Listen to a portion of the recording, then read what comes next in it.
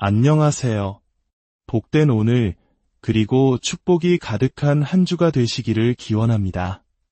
삶의 깊은 의미와 평안을 찾아가는 이 시간, 여러분과 함께하게 되어 진심으로 기쁩니다. 오늘 우리는 매우 중요하고도 근본적인 주제에 대해 이야기 나누고자 합니다.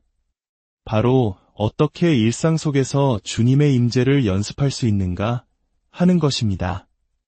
어떻게 하면 예수님과의 그 아름다운 교제와 사귐 안에 늘 머물 수 있을까요?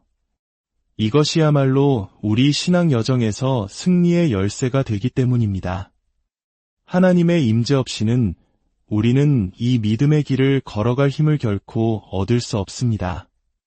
주님께서 친히 말씀하셨습니다.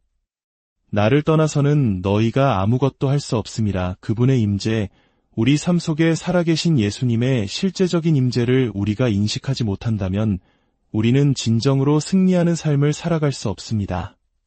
그러므로 그분은 매일, 바로 오늘, 당신과 저의 마음 속에 실제가 되셔야 합니다. 사랑의 하나님, 저희에게 주신 약속의 말씀을 인하여 감사드립니다. 저희가 주님을 부를 때 함께 하시겠다는 그 약속을 붙듭니다. 오늘 이 귀한 말씀을 듣는 당신의 모든 자녀들을 축복하여 주시옵소서. 이 모든 말씀, 우리 주 예수 그리스도의 이름으로 기도합니다. 아멘. 본격적인 이야기에 앞서 잠시 하나님의 은혜를 주변에 나누는 시간을 갖겠습니다. 이 영상에 좋아요를 누르고 채널을 구독하여 주님의 사랑을 전파하는 일에 동참해 주십시오. 여러분의 작은 손길이 더 많은 영혼에게 이 평화의 메시지를 전하는 통로가 될 것입니다. 이 귀한 나눔에 참여하시는 모든 분들의 삶에 하나님의 크신 축복이 함께하기를 소망합니다. 자, 그럼 이제 기도의 첫 번째 영역부터 시작해 보겠습니다. 하나님의 임재로 나아가는 데에는 세 가지 영역이 있다는 것을 이해해야 합니다. 그 첫 번째 영역은 마태복음 7장 7절에서 발견할 수 있습니다. 구하라 그리하면 너희에게 주실 것이요, 찾으라 그리하면 찾아낼 것이요, 문을 두드리라 그리하면 너희에게 열릴 것이니, 구하는 이마다 받을 것이요, 찾는 이는 찾아낼 것이요, 두드리는 이에게는 열릴 것이라고 약속하셨습니다. 우리는 구하는 영역에서 시작합니다. 그리고 찾는 영역으로, 거기서 다시 두드리는 영역으로 나아갑니다. 이 모든 과정이 단 한 구절 안에 담겨 있다는 것이 참으로 놀랍지 않습니까? 그렇다면 우리의 여정은 실제로 어디서부터 시작될까요? 시편 63편 1절과 2절에서 시편 기자는 그 시작을 노래합니다. 이 고백은 매일의 고백이어야 합니다. 영적인 세계에서는 어제 남겨둔 음식이란 없습니다. 어제의 임재, 어제의 능력, 어제의 경험에 의존해 오늘을 살 수 없습니다. 우리는 매일 새롭게 시작해야 합니다. 다윗은 시편 63편에서 이렇게 강력하게 외칩니다. 하나님이여 주는 나의 하나님이시라. 내가 간절히 주를 찾되 물이 없어 마르고 황폐한 땅에서 내 영혼이 주를 갈망하며 내 육체가 주를 앙모하나이다. 바로 이 지점, 물이 없어 마르고 황폐한 땅이 우리의 출발점입니다. 아직 하나님의 임재를 느끼지 못하는 메마른 곳에서 우리는 시작합니다. 하지만 우리의 갈망은 분명합니다. 내가 주의 권능과 영광을 보기 위하여 이와 같이 성소에서 주를 바라보았나이다. 주님, 제가 어제 혹은 그저께 성소에서 경험했던 그 주님의 능력과 영광을 다시 한번 보기 원합니다. 어제의 그 놀라운 경험을 오늘 다시 반복하기 원합니다. 하나님께서는 여기서 우리에게 분명히 보여주십니다. 당신과 저는 어제의 영적 체험에 기대어 살 수 없다는 것을 말입니다. 우리가 매일 아침 눈을 뜰 때 우리는 영적인 사막 한가운데 서 있는 것과 같습니다. 어제는 성령 안에서 풍성한 열매를 맺는 곳에 있었을지라도 오늘은 다시 메마른 땅에서 시작합니다. 이것은 직접 경험해보지 않은 사람에게는 설명하기 어려운 진실입니다. 저 또한 수많은 고통스러운 경험을 통해 이것을 배워야 했습니다. 잠들기 전까지 예수님의 임재가 너무나 풍성해서 내일 아침에도 이 느낌 그대로이겠지라고 생각하지만 아침에 눈을 뜨면 모든 것이 새롭게 시작되어 있음을 발견합니다. 모든 것을 처음부터 다시 시작해야 하는 것입니다. 왜 그럴까요? 왜냐하면 우리의 육신은 매일 정복되어야 하기 때문입니다. 어젯밤에는 잠잠했던 육신의 소욕이 아침이 되면 다시금 강력한 힘으로 고개를 듭니다. 그래서 사도 바울은 고린도전서 9장에서 이렇게 말합니다. 내가 내 몸을 쳐 복종하게 함은 그는 복종시켰다는 과거형이 아니라 복종하게 한다는 현재형으로 말합니다. 매일 바로 오늘 내 몸을 훈련시키고 굴복시켜야 한다는 뜻입니다. 그렇지 않으면 다른 사람에게 복음을 전한 후에 자신이 도리어 버림받게 될까 두렵다고 고백합니다. 시편 42편에서도 시편 기자는 비슷한 갈망을 토로합니다. 하나님이여 사슴이 시냇물을 찾기에 갈급함같이 내 영혼이 주를 찾기에 갈급하니이다.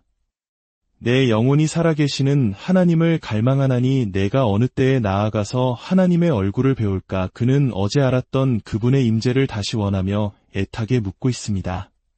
그는 심지어 사람들의 조롱 속에서 눈물로 밤낮을 지새웁니다. 사람들이 종일 내게 하는 말이 내 하나님이 어디 있느뇨 하니 내 눈물이 주야로 내 음식이 되었도다.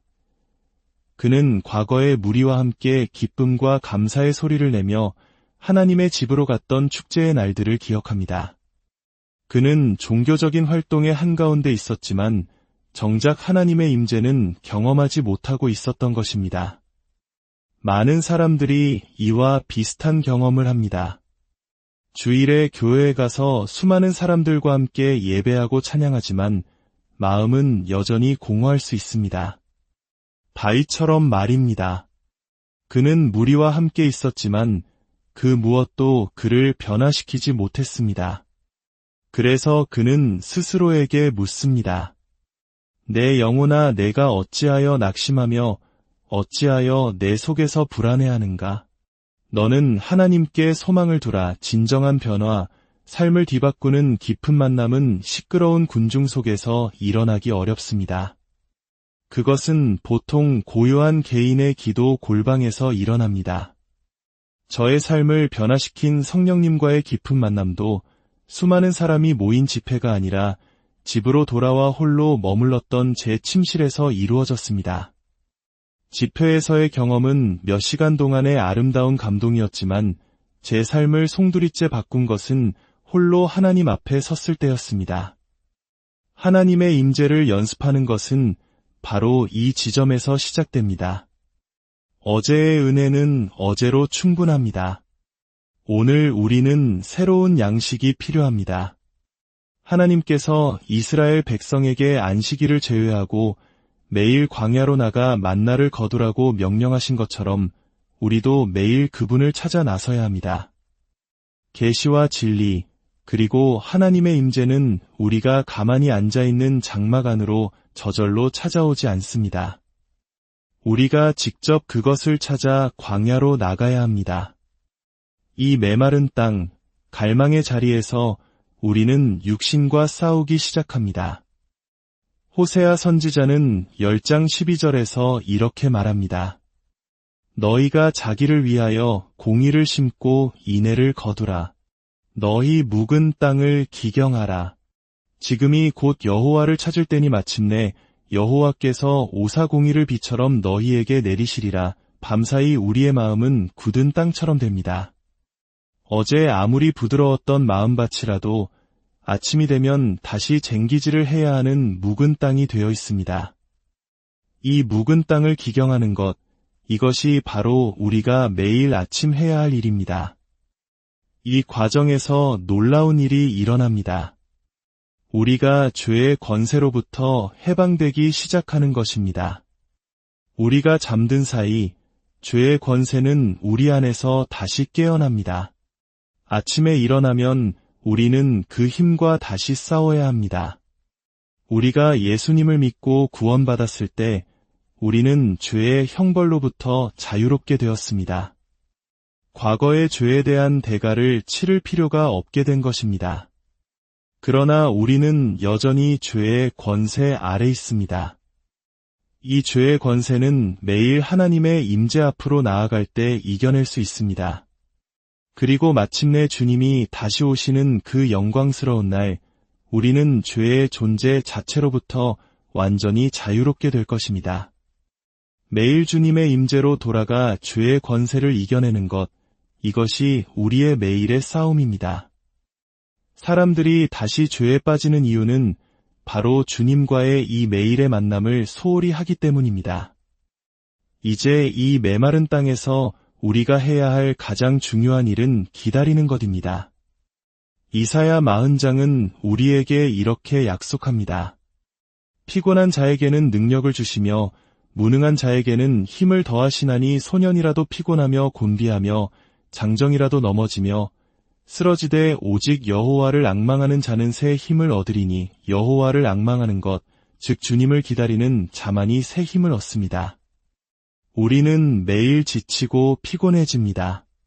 그러나 우리가 주님을 잠잠히 기다릴 때 그분은 우리의 힘을 새롭게 하십니다. 말하는 것으로 시작하지 마십시오. 기다리는 것으로 시작하십시오. 기다림이 힘을 새롭게 합니다. 힘이 없을 때는 기도할 수도 부르짖을 수도 없습니다. 그러나 잠잠히 기다릴 때 그분은 우리의 힘을 회복시키시고 그때 비로소 우리의 영이 살아나기 시작합니다. 우리의 영이 살아날 때 이사야 26장 9절의 고백이 우리의 고백이 됩니다. 밤에 내 영혼이 주를 사모하였사온즉 내 중심이 주를 간절히 구하오리니 우리의 영으로 주님을 찾기 시작하는 그 순간 시편 40편의 기적이 일어납니다. 내가 여호와를 기다리고 기다렸더니 귀를 기울이사 나의 부르짖음을 들으셨도다. 나를 기가 막힐 웅덩이와 수렁에서 끌어올리시고 내 발을 반석 위에 두사 내 걸음을 견고하게 하셨도다. 하나님의 임재가 회복되었다는 것을 어떻게 알 수 있을까요? 바로 3절 말씀입니다. 새 노래 곧 우리 하나님께 올릴 찬송을 내 입에 두셨으니 마음속에 새로운 노래가 태어나는 것, 이것이 바로 우리가 회복되고 있다는 증거입니다. 갑자기 마음에서 멜로디가 흘러나옵니다.